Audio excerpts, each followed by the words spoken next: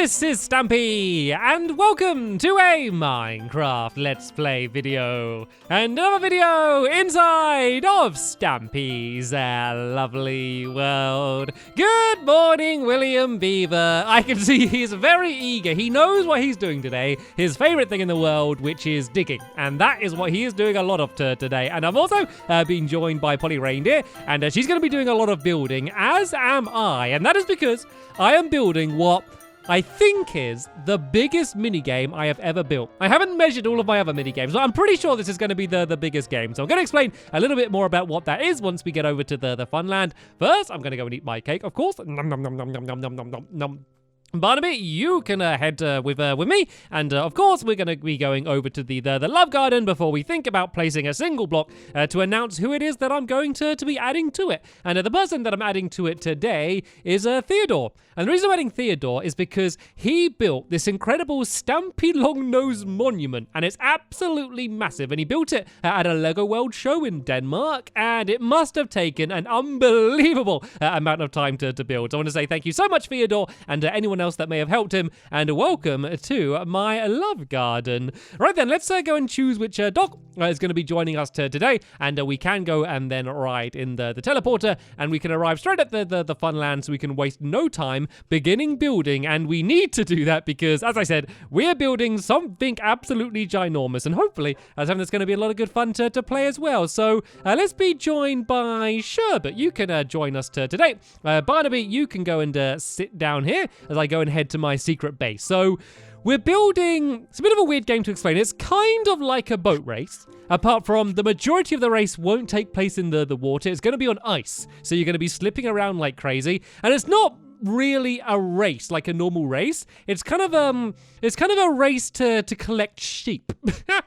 So rather than just starting at the start and ending at the end, it's going to be the first person to basically taxi two sheep to the starting line will be the winner. So it's a little bit different because each lap isn't necessarily the same, because the way you go around in the direction to the sheep is different to the way you get back. And this all might sound a little bit confusing right now, but once we start building and I can explain it properly, it will all begin making a bit more sense. So we want to press the second button for the teleporter, and that should arrive us exactly where we need to go. So here's the second button down here. Let's go and press that and head off to the funland. Right then, I think we should just about have arrived at the funland. So Sherbet, you can stand up, and I will show you where we're going to be building this game. So it's here right behind the temple trap game, and let me show you the area we're building it in. So we're building it in there, so you can kind of compare it to Pirate Plunder and see that it's definitely bigger than Pirate Plunder, and it's also taller as well. It's going to be multiple levels, whereas this is basically a big pit of water. So all right then, let's waste no time. So I'm going to go and build the kind of start of the race first, which just seems to make sense, and then I'll start doing the outline. So as I said, the majority of the race is going to be on ice, because with the way that boats work now, they slip and slide on ice, and it's really fun. Like, you don't have much control. You can go really fast, but you can kind of like drift around the corners, and I absolutely love doing it. And I wanted to make a game which was all about kind of drifting around corners and boats, but I wanted a twist, because I've already done like a boat race game, and I've already done a pig race game, and I didn't want to do kind of the same sort of thing, but just with this, I wanted to do something a little bit different. So this is what I came up with, the pig collection game, as I guess we can call this thing. So in the entrance area here, there's basically going to be a bunch of pens, which is where you have to take the sheep to. It's basically kind of where you deliver them. So they're going to be along here. And actually, I need that to be fences, because otherwise you can't fit the boats through. And actually, yeah, while I do this, do you want to start digging out the area, William Beaver? I'm sure he's going to waste no time doing that. So if you can dig it down the ground, it's actually quite convenient, because there's a giant cave underneath here, which means we don't have to dig down too much, because otherwise we'd need to dig down 2 blocks. But this way, we only need to dig down 1 block, which basically just makes things way easier. So yeah, this is where the actual starting line is going to be. So there's going to be a proper checkered flag right about here. So there's going to be 2 blocks of normal wall here, and then this is where the checkered pattern is going to begin, which basically just alternates like this. And then, as I said, the pens are going to be there. So let's do the pens first, just so that's done, and then we can go and start working out the actual outside of the race. So it's just going to be a simple game where it's going to be black sheep against white sheep, basically. So you have to collect the right color sheep that you're on your side, because otherwise you could collect the other person's sheep and basically make it impossible for them to win, which might be funny for you, but not very funny for the other team, because that means they won't be able to win. So let's go and use some birch fences. And we can do that along here. And then there's just going to be some redstone lamps as well. And then a pressure plate, so that when you get the sheep in the pen, it basically lights up. And then once you've lit up both of your redstone lamps, then you are going to be the winner. So this is going to be 1 pen along here like this. And then 1 pen along there like that. And hello, Sherbet. And then we can just fill in the wall down here. So I'll do this is the white side here, because I've got the birch fences. And then I got some dark oak as well for the other side over there. And then this is where the actual wall for the race itself is going to be. So I haven't actually worked out the exact dimensions. Well, I kind of have, but I don't have them on my head right now. But what I can do is I just build to the very edge of the world, not the world, but to the area. And I always leave a gap of 2 blocks as well, so it's not right up against the path. And we can kind of go around the outside here. So the actual course, like the main part, is relatively simple because I wanted loads of drifting. You're basically doing a whole load of zigzagging. So you're going to kind of go all the way up here to the end and then all the way back. The big twist is that when you switch to going to the water is going to be on a raised section above you. And the way you get up there in a boat is you're going to be launched up there from a piston which has a slime block on it. So if you have a piston which extends and pushes up a slime block, it sends the boat flying. So that's actually going to... Oh, I've gone too far actually, because this half needs to be black, doesn't it? So yeah, that just basically launches you way, way, way up into the air. And then you land on the water section, you go around there. That's where you pick up the sheep. Then on your way back, you do a jump from the water back down onto the ice and then make your way back to the starting line. So as you can imagine, that section is going to be kind of crazy. So anyway, let's go and carry on doing these walls. So we're going to have a 6 block wide track along here. So 1, 2, 3, 4, 5, 6, and then this is where the wall is going to be here. And so this is going to be where one of the teammates is going to be going, and then the other's going to go in the other direction. So you're not racing in the same way. So one, the one color is going to go that way, and then the other color is going to go this way. So you're going to be basically heading in opposite directions, which means at certain points you're going to cross paths with the other player, and you can block them, you can bang into them. That's going to be in the rules. Right, so we need 1, 2, 3, 4, 5. So this needs to be 6 here. And now we can go and start zigzagging. So tell you what, Polly Reindeer, do you want to kind of do what I'm doing, but in the opposite direction? So this needs to go along to here, and then it will meet in the middle. Then if you kind of do the same walls that I'm doing, but in that direction, and then hopefully at the end we're going to link up. So this is such a big game. There's no way we're going to get it all done today. Like, I know, like, there's not a chance. We're not even going to get probably 20% of it done. But what I want to do is get at least enough done that we can have a bit of a test to go and just slide around on the ice. Because I'm not just over-exaggerating how fun it is, but when testing this game and working it out, I had so much fun just slipping around on the ice. And when there's going to be multiple people on the ice together, it's going to be chaos. Right then, so we need 1, 2, 3, 4, 5. So I need to go 1 less here. And so this section is basically going to be under a cave. Wait, we need 1 second. Let me just count this. 1, 2, 3, 4, 5, 6. So then this bit needs to go down here. So yeah, this is going to be all underground, because the water bit is actually going to be directly above us when we get to here. And that's just to make it so that there's a longer track, because it's good because you have these long straights along here and you go really, really fast. You can pick up loads of speed, and then you have to drift around the corners like that. And that's where a lot of the skill of the game comes in, when you're actually drifting around these corners. So let me count this again. Let me guess, is that 6 here? 1, 2, 3, 4, 5, 6, 7. Oh no, I was right the first time. And then yeah, we need to go back this way. So 1, 2, 3, 4, 5, 6. Then that means this wall needs to be along here. So, William Beaver, do you want to, the parts of the track that I've already built the walls for, do you want to dig out that area there and maybe start filling in some of the blocks underneath? So that way we can have a chance to have a test to go, because there is going to be ice on the ground, but we're going to put the same color wall underneath the ice, just because you can see through the ice. So if you were looking through the ice and you could see the grass, then I don't think that would look that good. So I think it would be better to be able to see kind of the same color through the ice. So over here, William Beaver, I know you're having fun digging, but do you want to, if you dig out this section here, it's like a cartoon. I can just see the trail of where he's digging. Like, it's not difficult to guess where William Beaver is. So yeah, if you dig out this section here, William Beaver, then we can start putting the ice down. So what we're going to need to do, so on this height, it needs to be a one lower, actually. Yeah, I think that's where the white wall can be, and then that means the ice can be on top here like that, and then yeah, the walls are going to be slightly raised. So yeah, this is where all of the white wall's going to be. And then the ice can be on the top here like this. And it's actually really lucky that in my world that I have ice absolutely everywhere. Like, over half my world when I got it was like pretty much frozen. So there's absolutely loads of ice everywhere, which makes this way easier because, you know, if you've got a world without much ice in, then this is just a kind of game that you can't do. You'll have to do it just with water, and boat races in water is fine. They're definitely better with the new boats, but they're just not as fun. They're just nowhere near as fun as slipping around on the ice. Just nothing can come close to that. So let's go and loop back the other way now. So we got 1, 2, 3, 4, 5, 6. It's quite easy to do because you can just count by 6 every time. Then the same here. 1, 2, 3, 4, 5, 6, and then hopefully, as long as we've all done it right, it should all link up perfectly in the end. And actually, oh no, it kind of changes a little bit here because this section, because this is going to be completely under the ground. This bit we're going to carry on going this way.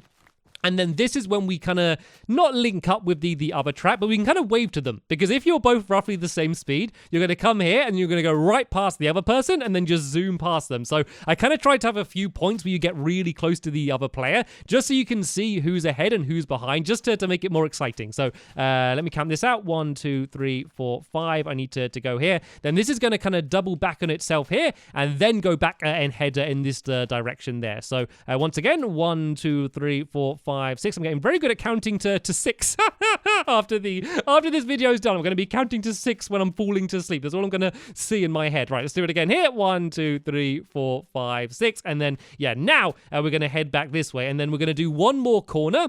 And then that is going to bring us to the point where you would be launched into the air, basically. That's where there's going to be a very simple mechanism where it's just simply one piston pushing up 4 slime blocks, which is going to fire you into the air to get you to the upper level, basically. So let's go to here. Let's count out 6 again. 1, 2, 3, 4, 5. I need to go back 1 here. Hopefully I've done this right. Hopefully I haven't counted wrong at any points, because otherwise it's not gonna fit in. So now I should just be able to go back like this. So this is another point where they're going to be getting really close to each other, and you can kind of wave at each other, and it's going to lead in this direction. And that's pretty much the only part of the track we're going to do today, because this part is where you would then go and get pushed above the rest of the track and get to the upper level. And we won't worry about doing that today. As I said, I just want to get enough done so we can have ourselves a little bit of a test to go. So yeah, while William Beaver and Polly kind of carry on filling in the rest of that area there, let's go and finish off this starting line. So this is the actual proper starting line, and so of course this isn't made out of ice, so this is going to be the point that slows you down. And there's a few reasons for this. One, it's just kind of nice to start off slow and then get quicker. Also, when you're trying to get the sheep into the pen, if you're going too fast while you're trying to do it, it's going to be really difficult. Basically, because if you're just sliding all over the place, crazy as that would be, it's going to be a big challenge just to get the sheep into the pen. So what I'm going to do in this section to make it so you go a little bit slower but not too slow is I'm going to have a combination between ice and the other block. So I'm going to kind of go like, oh no, that's supposed to be ice there. Let me go and break that away. So you kind of go a little bit faster than if you were only on wall, but not so fast that it's just impossible to get the sheep into the pen. So just kind of in line with where the actual pens are going to be. We're just going to have this ice like this, and you probably go slightly under half the speed, because you kind of build up momentum when you're sliding around on the ice, and you obviously can't do that here. here. So you kind of go not too slow that it gets boring, but not too fast that you just go flying past this place. And you actually have a decent chance of trying to get the sheep in the pen. So this one here is going to be kind of a checkered pattern with the ice and the white wool. And I'm going to do the same thing as the rest of the course as well. And I'm going to put the white wool under the ground, because obviously you can see, just see through the floor and see the grass. It just doesn't look very nice. So just to make it look a little bit pretty. And of course, if you build this yourself, you don't need to worry about that. And yeah, if you do want to build this as well, come up with your own design. Come up with your own layout for the race course. Like, this is one that I came up with, and I think it works quite well. And oh no, I'm going to make a mess here, aren't I? I need to break that and then block it away quickly. That is the problem with building out of ice, is if you put it in the wrong place, sometimes you can make it a bit of a mess. Another problem is lighting up the area, and it's not a problem I've thought about too much, because if I put a bunch of torches or glowstone everywhere, actually thinking about that, I should maybe think about getting rid of some of them. I think the ones under there will be okay, but yeah, it's gonna be difficult to light up the area. I might be able to put a few torches quite close, but not too close. But it could kind of become a case where, like, we only play the game in the day, because otherwise it just gets too dangerous. So that might be a way we have to play the game. Like, if you have compact ice, then that means the ice won't melt, but it will still be slippy. But I don't have any compact ice in my world, so I only have this normal ice, which is a bit of a shame, but it doesn't really matter too much. As I said, we can just either only play it in the day, and I think that if we just have maybe little towers around the place with torches on, then that's going to be okay as well. So, all right then, let's go and add the little pens here for the sheep on this side. So as I said, I'm going to use dark oak, and I almost made another crafting table. I was just about to make another crafting table. Then out of the corner of my eye, I saw the crafting table I already put down there, and I was just about able to stop myself. So yeah, let's go and do some dark oak fences here, and then let's go and put these basically in the same place as I put the other ones there. So I need to have some redstone lamps, and I put them in here like this. And you could do it as many sheep as you want as well. You could do it so you need to get 3 sheep, so it's kind of like a best of 5, or you could do it so you only need to get 1 sheep. I think 2 sheep's going to be fun, because then that way we can keep taking turns playing, and it won't take too long, but it means that, like, if one player gets a really good start and gets ahead of you, it's enough time to go and try and catch up with them, which is I want it to be as exciting as it can be, and hopefully we're going to get some really fun close games, because it's very unpredictable. Like, you can get really good at it, but it does feel a little bit random as well. And why do I keep putting fences down there? Because if you lose control on your boat, you can accidentally end up going the wrong way or sliding backwards, and it does definitely get quite chaotic. So all I need to do now is go and make a few pressure plates. And if I literally just place them right next to the redstone lamps, then that means that when you go and just put the boat with the sheep in, that is just going to set off the lights, and it's going to be a quick way. Like, you don't need to worry about the lamps and the pressure plates. You could just have the sheep in the pen. Like, everyone's going to see that anyway. But yeah, adding it so it turns the lights on as well, I don't know, just makes it feel a little bit more official when that person's won, because all of the lights have lit up. So let's go and put these down here like that. As you can see, if I step on them, it just lights them up simply like this. So let's go and check out on progress on the rest of the race here. Looks like Polly's done a good job filling in the rest of this area here. So tell you what, William Beaver, let's work together, and let's just try and get this section down here, and maybe the first couple corners all iced up, and then that way we can go and have a bit of a test to go. So I'm going to go and put sherbet down over here, and then I'm actually just going to speed up the video a little bit while we get the first section of ice down there, and then that way we can have a bit of a fun time just sliding around and kind of show you what it's like to slip around on ice like this when we're doing it in the actual race. So yeah, back in just 1 second.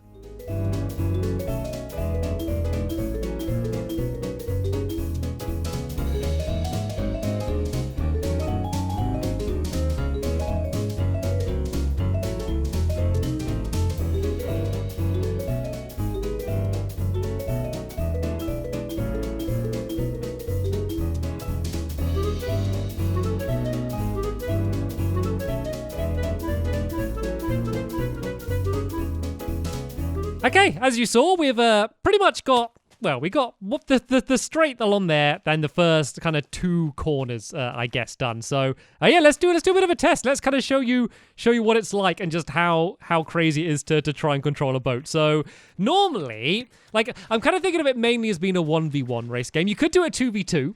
And get 1 sheep each. But I think it's going to be more fun as a 1v1. But for this go, let's just do all three of us, and let's just say first person to fall in that pit that William Beaver's digging. So first person to slide off the edge here and land in this pit will be the, oh, sorry, William Beaver, sorry, will be the winner. So let's all go to the starting line now. I will make 3 boats, and then I'll go 3, 2, 1. We begin, and first one to get into the pit. All right then. So where are the boats? Let me just go and throw. Can you look after some stuff for me, please, Sherbet? Would you like to look after a pile of dirt and an egg for me? You can look after the egg as well. And yeah, let me go and make a few boats. You can make like different color boats now as well, can't you? You can kind of do there you go. I have 2 dark oak ones and then a birch one as well. So all right, there's 1 dark oak one there. There's 1 birch one for whoever wants that one. And then let's just place them down on the starting line. So I know my other boat race, if you've seen it, it's got a really fancy starting mechanism.